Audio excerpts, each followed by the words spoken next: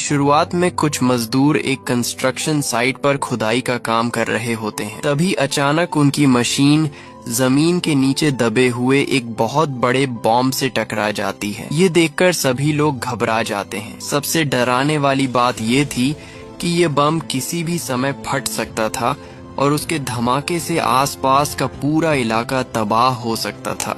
Incident site से ली गई तस्वीरें तुरंत आर्मी के बॉम्ब डिफ्यूजल करने वाले एक्सपर्ट ट्रांटर को भेजी जाती हैं। जैसे ही ट्रांटर उन तस्वीरों को देखते हैं, वह हालात की गंभीरता समझ जाता है। बिना समय गंवाए वह अपने साथियों को आदेश देते हैं कि 800 मीटर के दायरे में सुरक्षा घेरा बनाया जाए और साथ ही आसपास रहने वाले सभी लोगों को तुरंत वहां से निकाला जाए। अलग अलग डिपार्टमेंट्स के अच्छे तालमेल की वजह से पूरा इलाका बहुत जल्दी बंद कर दिया जाता है। पुलिस सड़कों पर तैनात हो जाती है और लोगों को सुरक्षित स्थानों पर भेजा जाने लगता है। कुछ ही समय में पूरा क्षेत्र लगभग खाली हो जाता है। लेकिन इसी बीच एक अपार्टमेंट की एक खास जगह पर कुछ ऐसा हो रहा होता है जो बाकी हालात से बिल्कुल अलग था। उस कमरे की खिड़कियां और दरवाजे पूरी तरह बंद थे। पर्दे भी कस कर लगाए गए थे ताकि अंदर क्या चल रहा है ये किसी को दिखाई ना दे सके। कमरे के अंदर मौजूद कुछ ताकतवर आदमी आर्मी के ऑर्डर्स को पूरी तरह नजरअंदाज कर रहे होते हैं, जबकि बाकी सभी लोग अपनी जान बचाने के लिए वहां से जा रहे होते हैं। लेकिन ये लोग अपनी जगह छोड़ने के लिए बिल्कुल तैयार नहीं दिखाई देते। ऐसा लगता है जैसे उन्हें बाहर मौजूद खतरे की कोई परवाह ही नहीं है। उनका यह अजीब व्यवहार पास में रहने वाले रहीम का ध्यान खींच लेता है। उसे यह सब काफी सस्पिशियस लगता है। हालांकि उस समय उसके पास ज्यादा सोचने का समय नहीं होता, क्योंकि उसके लिए सबसे जरूरी काम अपने परिवार को सुरक्षित जगह पहुंचाना था। इसलिए रहीम जल्दी से अपने परिवार को लेकर वहां से निकल जाता है। कुछ समय बाद ट्रेंटर अपनी टीम के साथ तेजी से इंसिडेंट साइट पर पहुंचते हैं। वहां पहुंचकर वह कंस्ट्रक्शन वर्क के इंचार्ज से मिलते हैं और पूरी स्थिति के बारे में जानकारी लेते हैं। जब ट्रेंटर को जरूरी जानकारी मिल जाती है तो वह तुरंत बॉम्ब को डिफ्यूज करने का प्लान बनाने लगते हैं। जांच के दौरान उन्हें पता चलता है कि यह बॉम्ब आकार में उसी बम जैसा है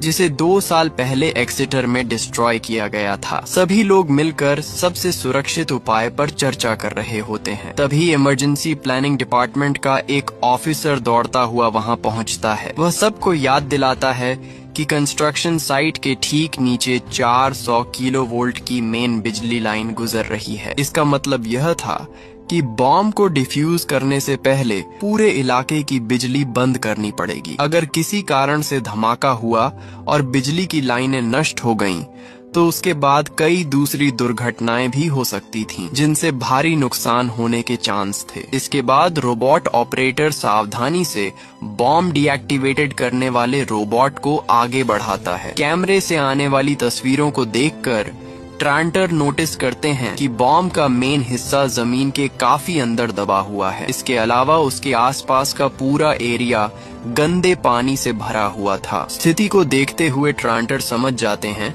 कि बॉम्ब तक सुरक्षित तरीके से पहुंचने से पहले सारा जमा हुआ पानी निकालना जरूरी है। इसलिए उनके आदेश पर सैनिक बहुत सावधानी से एक सक्शन पाइप उस पानी में नीचे उतारते हैं ताकि वहां जमा पानी को बाहर निकाला जा सके। पानी निकालने का काम पूरा होने के बाद बॉम्ब को डिफ्यूज करने का काम शुरू हो जाता है। इसी समय पूरे इलाके की बिजली भी बंद कर दी जाती है। आसपास की सभी सड़कें खाली करा दी जाती हैं और हर चौराहे पर पुलिस तैनात कर दी जाती है ताकि कोई भी व्यक्ति या वाहन रिस्ट्रिक्टेड एरिया में एंटर ना कर सके। लेकिन दूसरी तरफ वही 4 आदमी जिनका व्यवहार पहले से ही सस्पिशियस था, अब अपने प्लान पर काम शुरू कर देते हैं। वे सभी सुरक्षा वाले कपड़े पहनते हैं और तेजी से अपार्टमेंट की बेसमेंट की तरफ उतर जाते हैं। वहां उन्होंने पहले से ही अपने काम के लिए जरूरी सभी इक्विपमेंट छिपा कर रखे हुए थे। इस बेसमेंट की एक दीवार के ठीक दूसरी तरफ बैंक का वॉल्ट मौजूद था। अब उनकी असली योजना साफ हो चुकी थी। वे बॉम्ब की वजह से बने इस हंगामे का फायदा उठाकर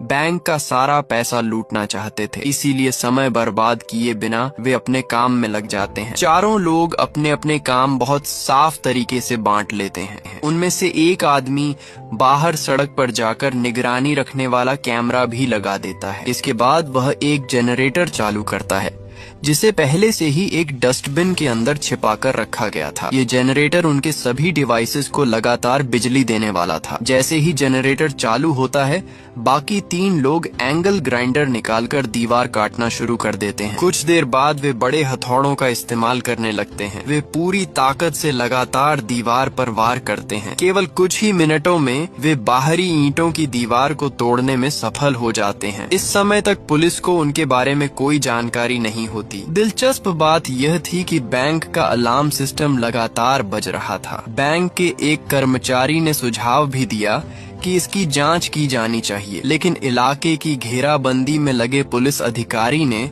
इस चेतावनी को ज्यादा इम्पोर्टेंस नहीं दी और उसे नजरअंदाज कर दिया। उधर चोरों ने बाहरी दीवार हटाने के बाद उसके पीछे मौजूद मजबूत कंक्रीट की परत तक पहुंच बना ली थी। अब वे एक और ड्रिल मशीन लेकर आते हैं ताकि अगले फेज का काम शुरू किया जा सके, लेकिन यह काम बहुत पेशेंस मांगने वाला था। ड्रिलिंग के दौरान काफी तेज आवाज निकलती थी और यही आवाज उन्हें पुलिस के सामने बेनकाब कर सकती थी। इसीलिए गैंग का एक सदस्य कोरालिस बाहर निगरानी के लिए तैनात किया जाता है। उसका काम था पुलिस की हर हरकत पर नजर रखना। जैसे ही कोई पुलिस की गाड़ी वहां से गुजरती दिखाई देती, वह तुरंत अपने साथियों को मशीन बंद करने का संकेत देता। इसी दौरान कंस्ट्रक्शन साइट पर भी काम आगे बढ़ चुका था। सारा गंदा पानी निकाल दिया गया था और ट्रांटर अपने साथियों के साथ स्पेशल इक्विपमेंट लेकर दोबारा बॉम्ब के पास पहुंचते हैं। वह सावधानी से मिट्टी हटाते हैं और तभी उन्हें बम के ऊपर लगा एक प्रेशर डेटोनेटर दिखाई देता है। ट्रांटर बहुत ध्यान से उसकी जांच करते हैं। जांच के दौरान उन्हें पता चलता है कि एक प्रेशर डेटोनेटर अभी भी सही हालत में मौजूद है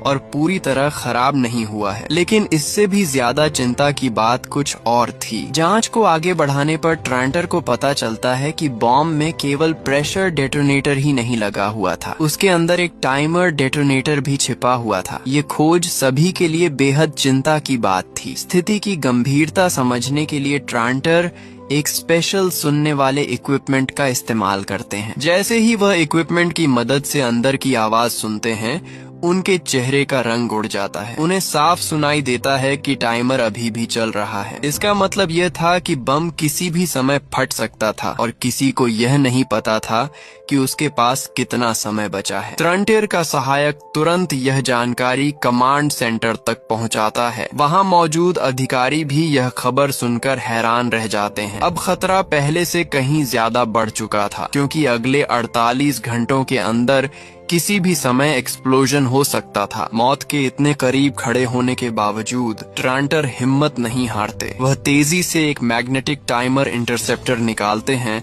और उसे बम पर लगा देते हैं। इसके तुरंत बाद वह मजबूत सिक्योरिटी शील्ड के पीछे चले जाते हैं और सभी लोग सांस रोककर रिजल्ट का इंतजार करने लगते हैं। कुछ समय बाद सभी को राहत मिलती है, क्योंकि इंटरसेप्टर टेम्पोरेरी टाइमर की गिनती को रोक देता है। हालांकि खतरा पूरी तरह टला नहीं था, ये केवल थोड़े समय की राहत थी, जबकि असली समस्या अब भी उनके सामने मौजूद थी। स्थिति का एनालिसिस करने के बाद ट्रांटर बताते हैं कि सबसे सुरक्षित तरीका ये होगा कि पहले बम के आसपास एक मजबूत एक्सप्लोजन प्रूफ दीवार बनाई जाए और उसके बाद कंट्रोल्ड एक्सप्लोजन किया जाए। लेकिन पूरी प्रक्रिया में कम से कम 5 घंटे लगने वाले थे। दूसरी तरफ बैंक तक पहुंचने की कोशिश कर रहे चोर भी लगातार आगे बढ़ रहे थे। वे कंक्रीट की परत को सक्सेसफुली पार कर चुके थे और अब अंतिम स्टील की परत को काटने के लिए वेल्डिंग मशीन का इस्तेमाल कर रहे थे। दोनों तरफ के लोग समय के खिलाफ दौड़ रहे थे। एक तरफ ट्रांटर और उनकी टीम शहर को बचाने की कोशिश कर रही थी,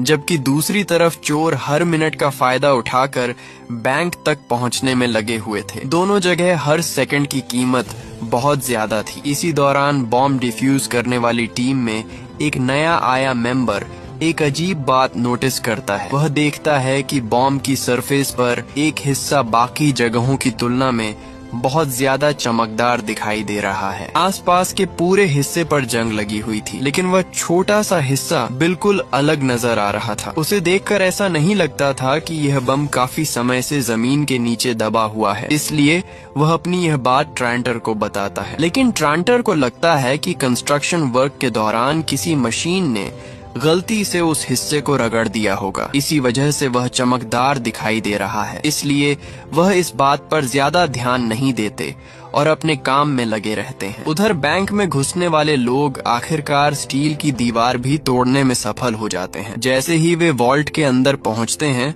सबसे पहले कैमरों पर धुंध जैसा स्प्रे करते हैं ताकि उनकी वीडियो रिकॉर्ड ना हो सके। इसके बाद वे अंदर रोशनी की अरेंजमेंट करते हैं और रॉबरी की तैयारी शुरू कर देते हैं। वैसे दोस्तों, अगर आपको भी ऐसी होश उड़ा देने वाली फिल्में पसंद आती हैं जहां हर मिनट कहानी नया मोड़ लेती है, तो वीडियो को लाइक जरूर कर देना और कमेंट में बताइए कि आपको अभी तक सबसे ज्यादा चौंकाने वाला पल कौन सा लगा है। साथ ही चैनल को सब्सक्राइब कर लीजिए क्योंकि आगे कहानी और भी खतरनाक होने वाली है। वॉल्ट के अंदर उन्हें काफी सोना भी मिलता है, लेकिन सोना बहुत भारी था और उसे लेकर भागना आसान नहीं था, इसलिए वे मजबूरी में उसे वहीं छोड़ देते हैं और नकद पैसों और छोटे कीमती गहनों पर फोकस करते हैं। दूसरी तरफ बॉम्ब डिफ्यूज करने वाली टीम का नया सदस्य अभी भी संतुष्ट नहीं था। उसे लगातार लग रहा था कि बॉम्ब में कुछ न कुछ गड़बड़ जरूर है, इसलिए वह एक बार फिर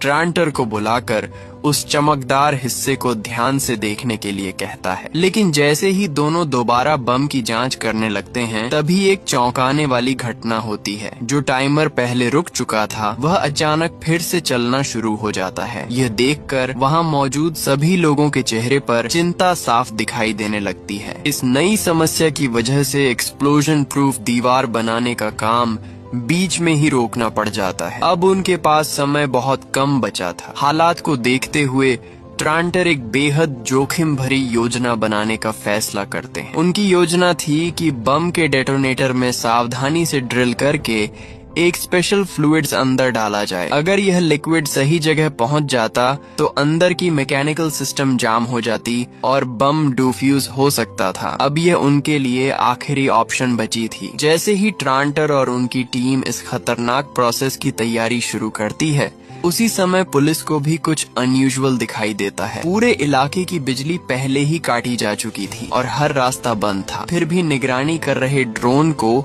दो अलग अलग हीट सोर्सेज दिखाई देते हैं। पहला सोर्स तो कंस्ट्रक्शन साइट पर मौजूद बॉम्ब डिफ्यूज करने वाली टीम थी, लेकिन दूसरा सोर्स कौन था ये किसी को समझ नहीं आता। ये जानकारी मिलते ही कमांडर ग्रीनफील्ड बेचैन हो उठती हैं। उन्हें डर था कि कहीं कोई नागरिक अभी भी रिस्ट्रिक्टेड एरिया के अंदर फंसा न हो। अगर ऐसे समय में विस्फोट हो जाता तो बड़ी संख्या में लोगों की जान जा सकती थी, इसलिए वह तुरंत बॉम्ब डिफ्यूज करने की प्रक्रिया को रोकने का आदेश देती हैं। उधर बैंक के अंदर मौजूद चारों चोर पूरी तेजी से काम कर रहे थे। वे एक एक करके सभी सिक्योरिटी लॉकर्स खोल रहे थे और उनमें मौजूद कीमती सामान अपने बैग में भर रहे थे। उनके चेहरे पर साफ दिखाई दे रहा था कि वे इस मौके का पूरा फायदा उठाना चाहते थे। इसी दौरान कोरालिस भी अंदर पहुंच जाता है। वह सीधे वॉल्ट के एक कोने में रखी एक खास अलमारी की तरफ बढ़ता है। बाकी लोगों से अलग उसका ध्यान किसी विशेष चीज पर पड़ता है। वह सावधानी से अलमारी खोलता है और उसके अंदर रखा एक ऑब्जेक्ट निकालकर अपने पास रख लेता है। गैंग का लीडर यह सब देखता है लेकिन हैरान नहीं होता। वह केवल इशारा करके कोरालेस को वह सामान बाकी लूट के साथ रखने के लिए कहता है। कुछ समय बाद कमांडर ग्रीनफील्ड द्वारा भेजे गए पुलिस अधिकारी अपार्टमेंट की तरफ पहुंच जाते हैं। कोरालेस बाहर से ये सब देख लेता है। जैसे ही उसे पता चलता है कि पुलिस इमारत की तलाशी लेने वाली है, वह तुरंत अपने साथियों को चेतावनी देता है। वह सभी को जल्दी काम खत्म करके निकलने के लिए कहता है, लेकिन तभी एक अनएक्सपेक्टेड घटना हो जाती है। इमारत से बाहर निकलते समय कोरालिस की मुलाकात अचानक एक पुलिस अधिकारी से हो जाती है। पुलिस अधिकारी उसे रुकने और जांच के लिए तैयार रहने का इशारा करता है, लेकिन कोरालिस बिना एक पल गंवाए मुड़ता है और पूरी ताकत से भागना शुरू कर देता है। उसका यह व्यवहार पुलिस को तुरंत शक में डाल देता है। उधर अंदर मौजूद बाकी चोर भी बाहर के शोर को सुन लेते हैं। वे समझ जाते हैं कि अब उनके पास ज्यादा समय नहीं बचा है, इसलिए पूरा गैंग तुरंत पीछे हटने की तैयारी शुरू कर देता है। और तभी अगले ही पल कुछ ऐसा होता है जिसकी किसी ने कल्पना भी नहीं की थी। बम का चलता हुआ टाइमर अचानक झटके से पूरी तरह रुक जाता है। ये देखकर इंसिडेंट साइट पर मौजूद हर व्यक्ति कुछ समय के लिए सन्न रह जाता है। बम का टाइमर अचानक रुक जाने की वजह से वहाँ मौजूद सभी लोग कुछ समय के लिए हैरान रह जाते हैं। किसी को समझ नहीं आता कि आखिर अभी क्या हुआ है। सौभाग्य से उस समय विस्फोट वाली जगह के आसपास कोई कर्मचारी मौजूद नहीं था, इसलिए केवल कुछ लोगों को मामूली चोटें आती हैं और एक बड़ी दुर्घटना टल जाती है। दूसरी तरफ चारों चोर दोबारा एक जगह इकट्ठा हो जाते हैं और यह तय करते हैं कि अब तुरंत वहां से निकल जाना चाहिए। सब कुछ जांचने के बाद वे दो अलग अलग ग्रुप्स में बंट जाते हैं और दो दिशाओं में भागने की योजना बनाते हैं। पहला ग्रुप मेन दरवाजे से बाहर निकलकर पहले से तैयार खड़ी एक गाड़ी तक पहुंचता है। उनका काम था बाकी साथियों का इंतजार करना और जरूरत पड़ने पर तुरंत वहां से निकल जाना, जबकि दूसरा ग्रुप इमारत की छत की तरफ दौड़ पड़ता है। उनके पास लूट से भरे दो बड़े बक्से थे। रिस्ट्रिक्टेड एरिया के अंदर इतनी बड़ी मात्रा में सामान लेकर घूमना बहुत जोखिम भरा था। अगर वे पुलिस के हाथ लग जाते तो उनकी सारी मेहनत बेकार हो जाती, इसलिए उन्होंने पहले से एक अलग योजना तैयार कर रखी थी। कुछ ही देर में दो ड्रोन एक के बाद एक उड़ान भरते हैं। दोनों ड्रोन उन बक्सों को लेकर रिस्ट्रिक्टेड एरिया से बाहर निकल जाते हैं। आखिरकार वे सामान को एक मिडलैम तक पहुंचा देते हैं जो आगे की अरेंजमेंट करने वाला था। इधर बाकी दो चोर पहले से तय किए गए एक नकली कंस्ट्रक्शन साइट तक पहुंचते हैं। वहां से वे नीचे सीवर में उतर जाते हैं और उसी रास्ते से भागने लगते हैं। लेकिन इसी दौरान कमांडर ग्रीनफील्ड को कुछ गड़बड़ी का एहसास हो जाता है। पुलिस तुरंत पीछा शुरू करती है। हालांकि दोनों चोर सामान सौंपने के बाद पुलिस को काफी दूर तक घुमाते रहते हैं। फिर मौका मिलते ही वे दोबारा अंडरग्राउंड पाइप के अंदर घुस जाते हैं। इलाके की पूरी जानकारी होने की वजह से वे पुलिस को चकमा देने में सफल हो जाते हैं। पीछा करने वाले अधिकारी उन्हें पकड़ नहीं पाते और आखिरकार दोनों चोर सुरक्षित रूप से अपने साथियों की गाड़ी तक पहुंच जाते हैं। गाड़ी में बैठने के बाद वे पहले ड्रोन के जरिए भेजे गए लूट के सामान को भी वापस हासिल कर लेते हैं। अब तक उनकी पूरी योजना लगभग सफल दिखाई दे रही थी। उधर विस्फोट की घटना के बाद भी बॉम्ब डिफ्यूज करने वाली टीम का नया सदस्य अपनी शक नहीं छोड़ता। उसे अब भी लगता था कि बम में कुछ असामान्य जरूर है, इसलिए वह ट्रांटर को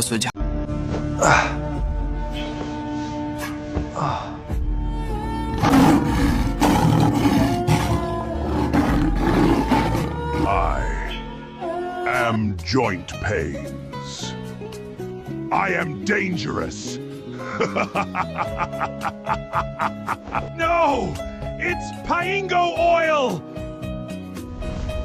Pango oil best for all joint pains, knees, shoulders, back, and other joints. आप देता है कि एक्सप्लोसिव सब्सटेंसेस का केमिकल टेस्ट करवाई जानी चाहिए। इस बार ट्रांटर उसकी बात को गंभीरता से लेते हैं। वह सहमति जताते हैं और दोबारा जांच कराने का फैसला करते हैं। इसके बाद वह कमांडर ग्रीनफील्ड को इस बारे में जानकारी देते हैं ताकि बम के हिस्सों की विस्तार से जांच की जा सके। उसी समय एक पुलिस अधिकारी उन निशानों का पीछा करते हुए बेसमेंट तक पहुंच जाता है जहां से चोरों की एक्टिविटीज शुरू हुई थी। वहां पहुंचकर वह देखकर हैरान रह जाता है कि बैंक का वॉल्ट लगभग खाली किया जा चुका था। वह तुरंत यह खबर कमांडर ग्रीनफील्ड तक पहुंचाता है। ये सुनते ही उन्हें समझ आ जाता है कि पूरा मामला केवल बम तक सीमित नहीं है, बल्कि इसके पीछे एक बड़ी बैंक डकैती भी हुई है। कमांडर ग्रीनफील्ड तुरंत आदेश देती हैं कि सभी मेन सड़कों और चौराहों पर चेकिंग शुरू कर दी जाए, लेकिन तब तक चोर काफी आगे निकल चुके थे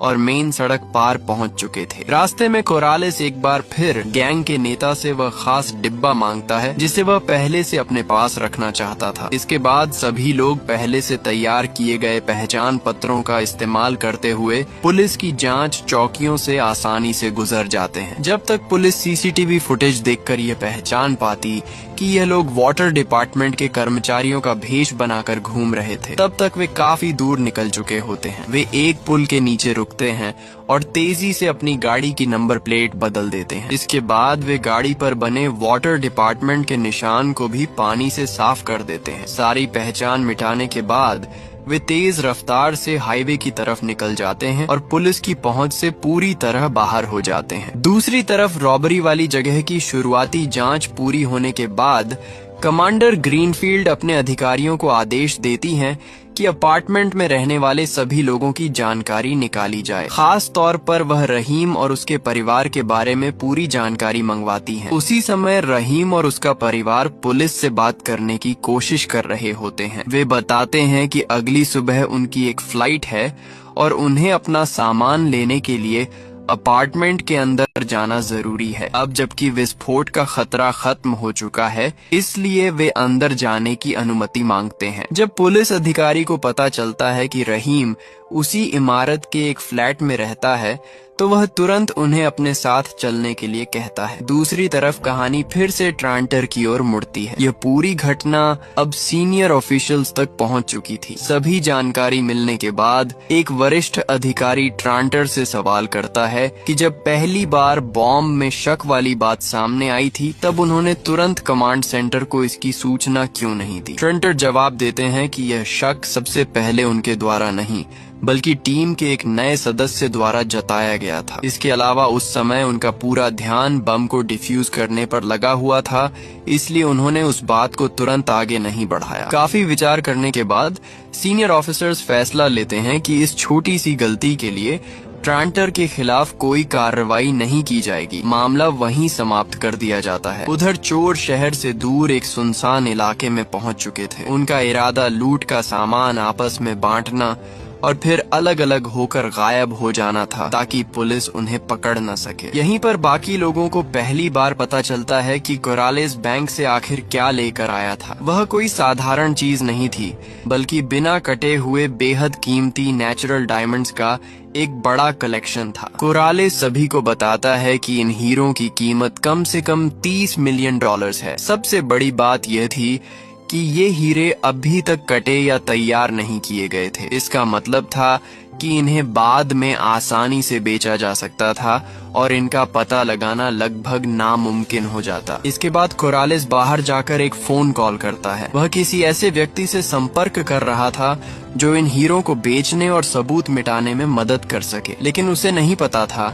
कि अगले ही पल सब कुछ बदलने वाला है। अचानक कुछ अजनबी लोग उस घर में घुस आते हैं। चोर उनका मुकाबला करने की पूरी कोशिश करते हैं, लेकिन वे संख्या और ताकत दोनों में कमजोर पड़ जाते हैं। कुछ ही मिनटों में सभी को काबू कर लिया जाता है और एक अंधेरे कमरे में बंद कर दिया जाता है। अब साफ हो जाता है कि यह पहले से रचा गया जाल था। किसी ने इन चोरों की जानकारी दूसरे गैंग तक पहुंचा दी थी। सबसे चौंकाने वाली बात यह थी कि जानकारी देने वाला कोई और नहीं बल्कि कोरालेस खुद था। असल में इस नए गैंग का लीडर वही व्यक्ति था जिससे कोराल्स ने पहले सीक्रेटली संपर्क किया था। दूसरी तरफ पुलिस जांच में यह भी सामने आता है कि बेसमेंट की चाबियों की जिम्मेदारी रहीम के पास थी। इसीलिए पुलिस रहीम और उसके पूरे परिवार को बयान दर्ज कराने के लिए जाती है। रहीम का परिवार माइग्रेंट था। उसके माता पिता इंग्लिश नहीं बोल पाते थे, इसीलिए पुलिस से बातचीत करने की जिम्मेदारी उसी पर थी। पूछताछ के दौरान रहीम बताता है कि कुछ दिन पहले 2 आदमी उसके घर आए थे। उन्होंने सुरक्षा वाले कपड़े पहने हुए थे और उनके पास ऑफिशियल डॉक्यूमेंट्स भी थे। उन लोगों ने कहा कि उन्हें बेसमेंट में कंस्ट्रक्शन वर्क का सामान रखना है, इसलिए चाबियां चाहिए। रहीम बताता है कि वह किसी गवर्नमेंट डिपार्टमेंट से विवाद नहीं चाहता था, इसलिए उसने बिना किसी शक के चाबियां उन्हें दे दी। लेकिन उसे बिल्कुल अंदाजा नहीं था कि इसके बाद इतनी बड़ी बैंक रॉबरी होने वाली है। पुलिस उसकी बात सुनने के बाद यह मान लेती है कि रहीम का इस मामले में सीधा हाथ नहीं है, इसलिए उसे वापस घर जाकर अपना सामान पैक करने की परमिशन दे दी जाती है। रहीम को वापस घर जाने की परमिशन तो मिल जाती है, लेकिन उस समय तक इलाके की बिजली अभी भी नहीं आई थी। लिफ्ट बंद थी, इसलिए पुलिस अधिकारियों को उसके परिवार के बुजुर्ग लोगों को सीढ़ियों से ऊपर पहुंचाने में मदद करनी पड़ती है। दूसरी तरफ कोरालिस की कहानी आगे बढ़ती है। शुरुआत में उसने नए गैंग के लीडर के साथ एक समझौता किया था। समझौते के अनुसार बाकी सारे गहने और नगद पैसे नए गिरोह को मिलने वाले थे, जबकि हीरे केवल कोरालिस के पास रहने वाले थे। लेकिन कोरालिस ने इंसानी लालच को कम आंका था। जैसे ही नए गैंग के लीडर को हीरों की असली कीमत का अंदाजा हुआ, उसने पहले एक हीरा मांग लिया। कोरालिस ने कुछ सोचकर तुरंत हामी भर दी। हालांकि अगले ही पल लीडर ने एक और हीरा मांग लिया। ये सुनकर कोरालिस को बुरा लगने लगा, लेकिन मामला यहीं नहीं रुका। कुछ देर बाद वह लीडर और ज्यादा लालची हो गया और आधे हीरे मांगने लगा। ये सुनते ही कोरालिस का गुस्सा फूट पड़ा। दोनों के बीच वहीं पर बहस शुरू हो गई। लेकिन तभी कुछ ऐसा हुआ जिसने सबको हैरान कर दिया। बहस के दौरान एक बेहद कीमती हीरा अचानक टूटकर बारीक पाउडर में बदल गया। ये देखकर कमरे में मौजूद सभी लोग सन्न रह गए, क्योंकि हीरा दुनिया के सबसे मजबूत पदार्थों में से एक माना जाता है। नए गैंग के लीडर को तुरंत शक हो गया। उसने समझ लिया कि कुछ बहुत बड़ी गड़बड़ है। उसकी नजर सीधे कोराल्स पर टिक गई। दूसरी तरफ कोराल्स भी घबरा गया और बाकी हीरों को एक एक करके जांचने लगा। लेकिन नतीजा और भी चौंकाने वाला था। सभी हीरे नकली निकले। यह देखते ही कोरालिस पूरी तरह बेकाबू हो गया और लगातार गुस्से में चिल्लाने लगा। हालांकि नया गैंग उसकी बातों पर विश्वास नहीं करता। उनका मानना था कि कोरालिस हीरों का एक्सपर्ट है। ऐसा कैसे हो सकता है कि उसने हीरे लेने के बाद उन्हें जांचा ही ना हो। उन्हें पूरा यकीन था कि असली हीरे पहले ही बदल दिए गए हैं और इस पूरी चाल के पीछे कोरालिस का हाथ है। इसीलिए गैंग का लीडर अपने आदमियों को आदेश देता है कि कोरालिस को पकड़कर मेज पर दबा दिया जाए। उसके बाद भी कोराल्स बार बार यही कहता रहता है कि उसे कुछ नहीं पता, लेकिन कोई उसकी बात मानने को तैयार नहीं था। यहाँ तक कि जब उसकी लेफ्ट रिस्ट तोड़ दी जाती है, तब भी वह असली हीरो का पता नहीं बताता। इसके बाद उसकी दूसरी रिस्ट को भी चोट पहुंचाई जाती है, लेकिन फिर भी कोरालिस कुछ नहीं बोलता। ये देखकर गैंग का लीडर और ज्यादा क्यूरियस हो जाता है। वह फैसला करता है कि कोरालिस को एक अलग जगह ले जाकर उससे सच्चाई निकलवाई जाएगी। इसलिए उसके आदमी कोरालिस को गाड़ी की डिक्की में डाल देते हैं और पूरा गैंग वहां से निकल पड़ता है। दूसरी तरफ बॉम्ब डिफ्यूज करने वाले एक्सपर्ट और ट्रांटर अपने साथियों के साथ एक सफल कैंपेन के बाद जश्न मना रहे होते हैं। वह अपने साथियों के साथ ड्रिंक करता है और फिर घर जाने के लिए निकल पड़ते हैं, लेकिन उनके चेहरे पर एक अजीब सी बेचैनी साफ दिखाई दे रही थी, जैसे उन्हें किसी बात की चिंता हो। कुछ ही समय बाद ट्रांटर को उनके सीनियर ऑफिसर का फोन आता है। फोन पर उन्हें बताया जाता है कि बम के आसपास से लिए गए मिट्टी के सैंपल्स की जांच पूरी हो चुकी है। रिपोर्ट सुनते ही ट्रांटर का चेहरा बदल जाता है, क्योंकि जांच में पता चलता है कि शहर के बीचों बीच मिला हुआ बम कोई पुराना वॉर टाइम का बम नहीं था। वह मॉडर्न एक्सप्लोसिव्स से बनाया गया एक नकली बम था, जिसे पुराना दिखाने की कोशिश की गई थी। इतना ही नहीं, जांच में यह भी सामने आता है कि उस बम को बनाने में इस्तेमाल हुए कुछ पदार्थों का संबंध सीधे मिलिट्री सोर्सेज से जोड़ा जा सकता है। अब धीरे धीरे पूरे रहस्य से पर्दा उठने लगा था। शुरुआत से लेकर आखिर तक बम का पूरा मामला एक सोची समझी साजिश था। इस नकली बम का मकसद केवल बैंक रॉबरी को छिपाना था, ताकि पुलिस का पूरा ध्यान दूसरी तरफ लगा रहे। ऐसे में ट्रांटर की पिछली कई हरकतें भी सस्पिशियस लगने लगती हैं। दूसरी तरफ कहानी फिर उन चोरों की ओर जाती है जिन्हें नए गैंग ने बांधकर बंद कर दिया था। पुराने गैंग का लीडर पूरी ताकत लगाकर अपने हाथों की रस्सियां काटने में सफल हो जाता है। इसके बाद वह बाकी साथियों को भी आजाद कर देता है। इसके बाद लीडर गाड़ी से एक टैबलेट निकालता है। तभी पता चलता है कि वह शुरू से ही कोराल्स पर पूरी तरह भरोसा नहीं करता था। इसी वजह से उसने पहले से कुछ निगरानी की व्यवस्था कर रखी थी। अब वे दो गाड़ियों में बैठकर कोरालिस का पीछा शुरू कर देते हैं। उधर कोरालिस गाड़ी की डिग्गी में बंद था। वह एक तरफ अपने दुश्मनों से दया की भीख मांगने का नाटक कर रहा था और दूसरी तरफ चुपके से अपने फोन से मदद का संदेश भेज रहा था। उसने अपने साथ अपनी प्रेजेंट लोकेशन भी भेज दी थी। उसी समय दूसरी तरफ रहीम पुलिस की नजर बचाकर अपार्टमेंट की छत पर पहुंच जाता है। वहां पहुंचकर वह एक गमले के अंदर छिपा हुआ कागज का बैग निकालता है। वह उस बैग को सावधानी से अपने कपड़ों के अंदर छिपा लेता है। यहीं यहीं पर एक बड़ा खुलासा होता है। असली हीरो को बदलने वाला व्यक्ति करालिस था और उसने यह काम पहले से रहीम के साथ मिलकर किया था। ड्रोन की मरम्मत के दौरान मिले मौके का फायदा उठाकर दोनों ने असली हीरो की जगह नकली हीरे रख दिए थे। इसके बाद रहीम असली हीरे निकालता है और उन्हें एक सूटकेस के हैंडल के अंदर बहुत सावधानी से छिपा देता है। वह ग्लू की मदद से उन्हें मजबूती से चिपका देता है ताकि किसी को उन पर शक न हो। इसके बाद पूरा परिवार अपनी फ्लाइट पकड़ता है और सक्सेसफुली देश छोड़ देता है। ऊपर से देखने पर ऐसा लगता है कि उनकी योजना पूरी तरह सफल हो गई है, लेकिन पुलिस अभी भी जांच में लगी हुई थी। गहराई से जांच करने पर उन्हें पता चलता है कि करालिस का कई साल पहले हीरो की चोरी और स्मगलिंग से संबंध रहा है। उसके खिलाफ पुराने आपराधिक रिकॉर्ड भी मौजूद थे। पुलिस तुरंत सर्वेलेंस कैमरास की फुटेज जांचती है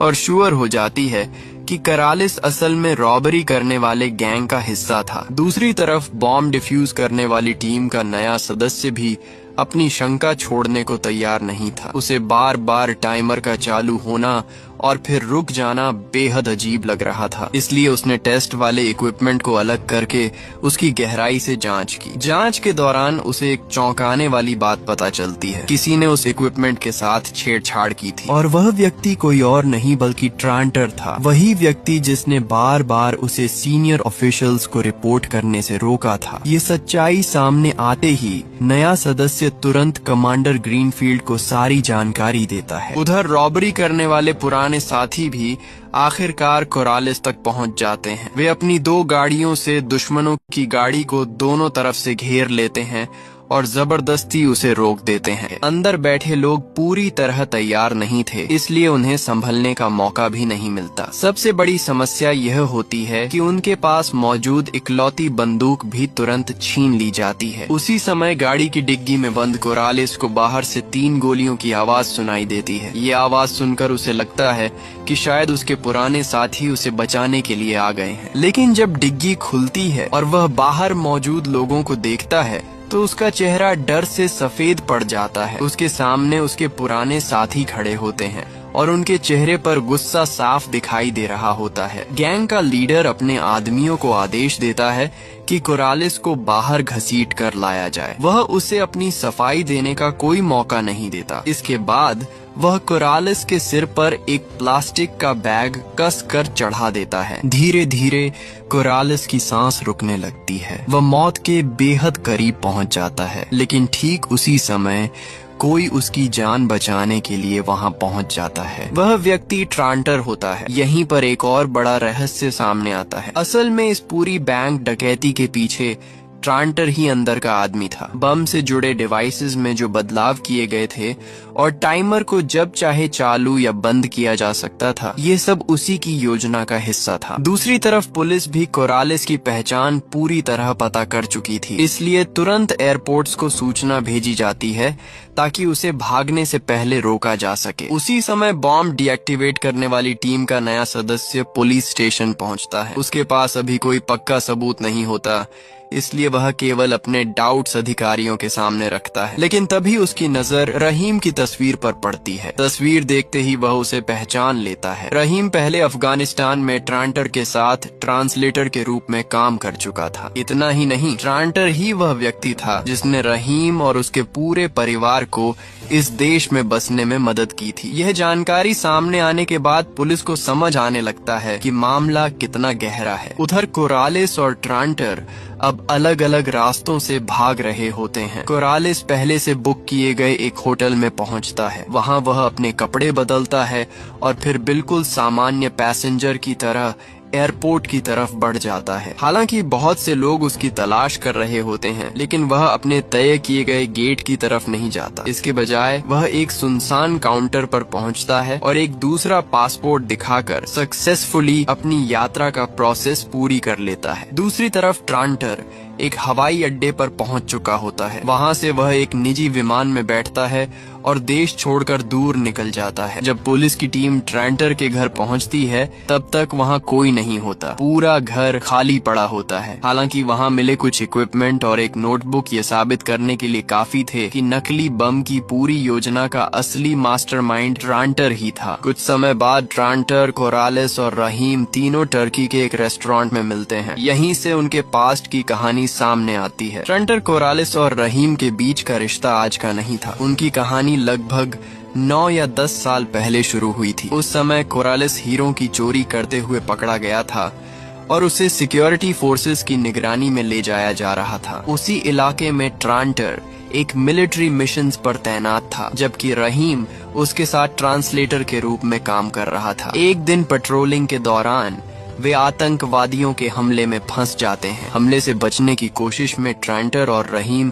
गलती से एक प्रेशर माइन के ऊपर पहुंच जाते हैं। अगर वे वहां से हिलते तो तुरंत एक्सप्लोजन हो सकता था। उसी समय कोरालिस को ले जा रहा काफिला भी वहां से गुजर रहा होता है, लेकिन दुर्भाग्य से काफिले की सबसे आगे वाली गाड़ी एक एक्सप्लोजन का शिकार हो जाती है और वहीं नष्ट हो जाती है। इसके बाद दोनों तरफ से भयंकर गोलीबारी शुरू हो जाती है। इस अफरा तफरी का फायदा उठाकर कोरालेस भागने की कोशिश करता है, लेकिन उसकी मुलाकात ट्रांटर से हो जाती है। उसके पीछे दुश्मन लगे हुए थे और नीचे माइन दबी हुई थी। ऐसे में बचने का एक ही रास्ता था, उसे ट्रांटर के निर्देशों का पालन करते हुए माइन को डीएक्टिवेट करना था। मजबूरी में तीनों एक टेम्पोरेरी टीम बना लेते हैं। रहीम दुश्मनों पर गोलीबारी करके उन्हें रोकने की कोशिश करता है। वहीं कोरालेस ट्रांटर के इंस्ट्रक्शंस का पालन करते हुए धीरे धीरे माइन को इनएक्टिव करने में लग जाता है। काफी संघर्ष के बाद दुश्मनों को पीछे हटने पर मजबूर कर दिया जाता है और आखिरकार माइन भी सक्सेसफुली डीएक्टिवेट हो जाती है। इस जीवन और मौत के अनुभव के बाद